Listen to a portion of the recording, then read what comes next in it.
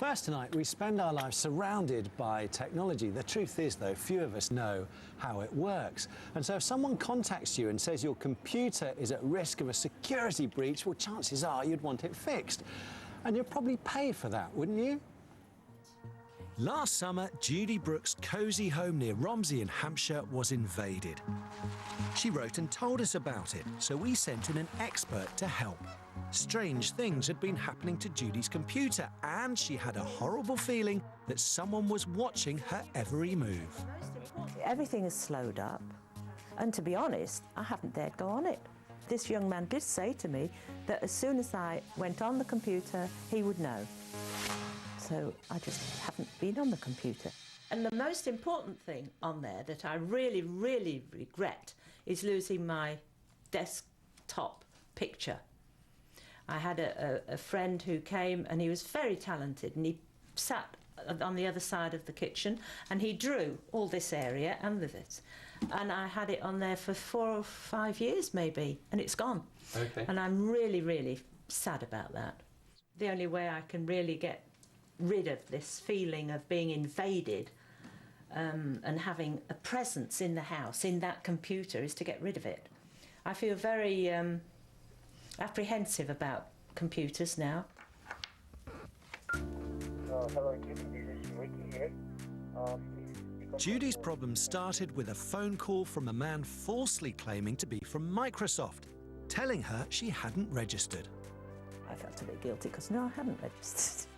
So I was taken in, and I said, all right, well, I'll get registered. And he said, we'll give you backup, and you'll never hear from us again. That's it, finished. That's all you'll have to pay, no more. So I did. And then I was approached by phone again, and they sort of gave me the impression that they were from the same people, and that it had been discovered that there was a virus on my computer, and it was being used by criminals, and it was vital that they should access it and discover what was going on. And then, of course, it meant money, didn't it? And so I said no, and I was quite cross, and I said, no, I'm not. I said, I've paid $300 in August. I said, 4 months down the line, you want more money. No way. And I suppose we've been talking for about 2 hours. It's incredible, because he never stopped. Miss this, Miss Judy this, Miss Judy that. And then he said, well, I must say, and he was very convincing and plausible, that if you don't comply with this, he said, we have the power to switch your computer off completely. Judy paid 2 bills for work she didn't need, and what was worse, work that could allow scammers to spy on her. We've heard of this one before, and we've been notifying our clients of the scam. So it's well known, people pretending to be Microsoft, people tricking the end user into saying they have to register their machine with Microsoft to gain extra support, where in fact they don't need to do that at all. Then once they do that, the end user actually ends up installing some software, because it's part of the process. They pretend to do some further protection work for you, but once the software, the remote software is on the machine, they can gain remote access to the machine at any time. Basically anything and absolutely everything from, unfortunately, Judy's lost her desktop background, but it could be all your documentation, it could be all your bank details, whatever you use your machine for. They could put a keylogger on there as well, so they get access to passwords. So as you're logging into websites, they can look up your passwords and come back and get those at any time. So it's opening up, it's the equivalent of opening your front door and saying, come on in and help yourself.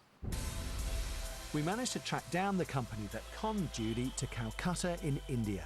But by the time we got there, KBK Infotech had closed and moved on. It seems call centres like this are opening and closing all the time, as our Indian reporter discovered. Even in a house, you can buy a computer and you can buy a phone and do that, one person calling up, say, 1 hour and making calls after calls to just catch somebody who can fall in the trap. Well, when I spoke to people, there were mixed reactions. There were people who said that they think that it's wrong and they should not do.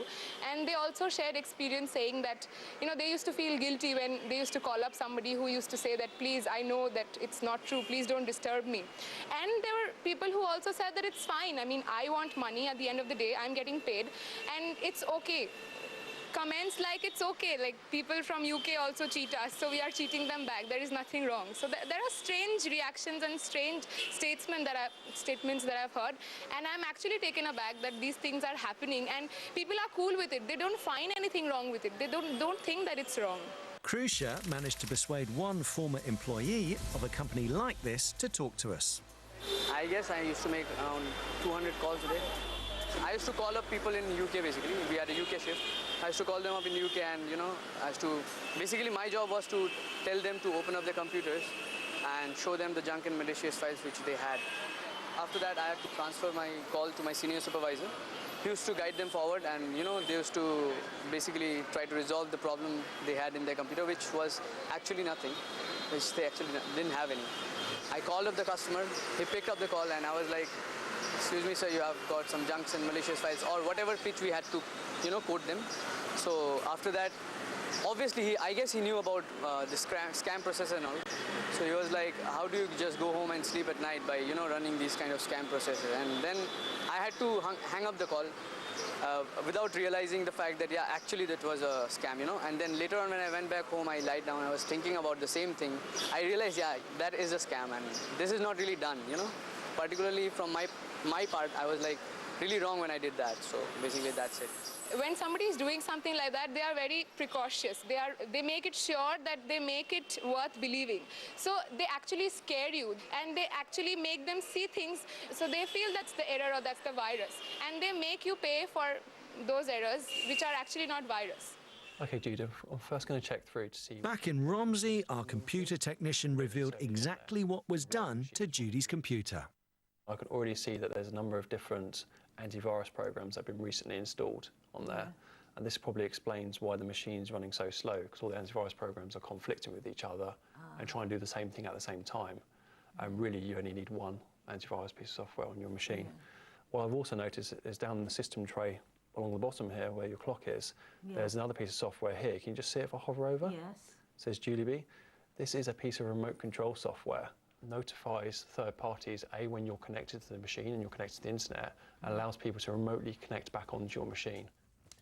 It's a very bad experience. And what I'm really concerned about is that other people, vulnerable like me, living on their own, my age group, are going to be similarly sweet-talked or mesmerised or hypnotised by this firm. But at least there's one piece of good news. Does this look promising? That's it. That's it. Yeah. Matt's found the precious picture Judy thought she'd lost forever. That's it. You see what I mean? There it is. Yeah, lovely. Brilliant. Yeah, thank you. You're welcome. That's good. Yeah.